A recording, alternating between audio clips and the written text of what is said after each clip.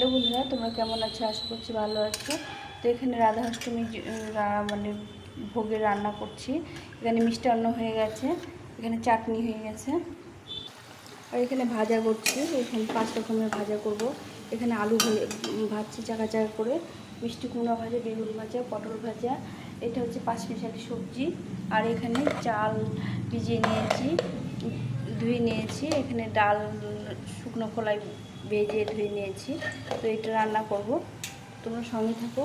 আমি কী রান্না করব আজকে, খিচুড়ি ভোগ দিতে হয়, যার জন্য খিচুড়ি রান্না করব। এই 5 রকমের ভাজা করে নিয়ে তারপরে সবজি বানিয়ে তারপর খিচুড়িটা বানিয়ে নেব।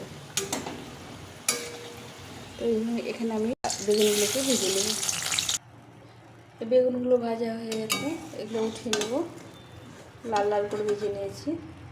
কুমড়োগুলো ভাজা হয়ে গেছে, এগুলো এখন উঠিয়ে নেব। এই পটল ভাজাগুলো হয়ে গেছে, এগুলো উঠিয়ে নেব। নিয়ে এখানে এটা খিচুড়ি হচ্ছে, আর আমার এটা ভাজা হয়ে গেছে। এখানে সবজি বসিয়ে দেবো। এখানে খিচুড়িটা হচ্ছে।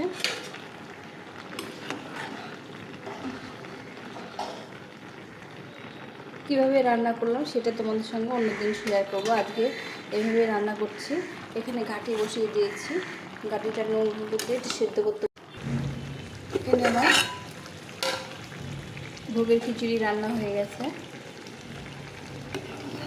ঘি গরম মশলা দিয়ে ঢাকা দিয়ে দিয়েছিলাম, আর এখানে ঘাটিটাও হয়ে এসছে। আমি এটা নামিয়ে ঠান্ডা করে ভোগটা দেবো। সাজিয়েছি, এই যে এখানে দিলাম পটল ভাজা, বেগুন ভাজা, এখানে আলু ভাজা আর কুমড়ো ভাজা।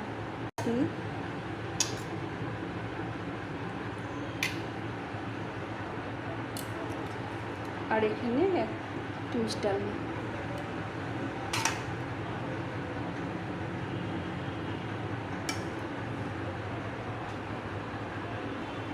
আর একটু ফল, 2 টুকরো আপেল, একটা কলা, আর এখানে মাঝখানে একটা মিষ্টি। এই ছিল ভোগের থালা সাজিয়ে।